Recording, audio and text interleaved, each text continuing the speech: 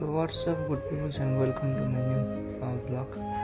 आज चाहिँ हजुरलाई म के भन्न गइरहेको छु भने अहिले हाम्रो हाल भइरहेको अशान्त एक देश बीच अर्को देशमा भएको आतंक अथवा छटबेट भनौँ हैन, पावरलाई मिसयुज गरेर जुन आतंक भइरहेछ हो त्यसमा परि हाम्रो अहिले हाल युएईमा बस्नु भएको एक दिवस श्रेष्ठ भन्ने दाइ हाल 3 साल बसेर छुट्टीमा गएर अब फेरि अर्कोचोटि छुट्टीमा गएर चाहिँ घरमा बस्ने अथवा घर जम गर्ने सोच गर्नुभएको दाइ आज खाडीमै विलिन हुनुभयो।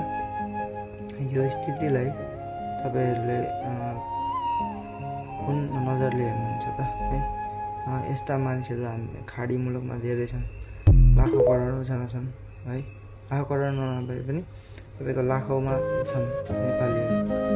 अब यो स्थितिलाई हामीले न्यूनीकरण गर्नको लागि चाहिँ अब हाल भइरहेको निर्वाचनमा चाहिँ हामीले राम्रो भन्दा पनि राम्रोलाई चाहिँ चुज गरेर निर्वाचन सही बनाउनु भयो भने यो स्थितिबाट हामी न्यूनीकरण गर्न सक्छौँ होला भन्दै भोट फेरि यसपालि चाहिँ हामीले हाम्रो देशलाई माया गरेर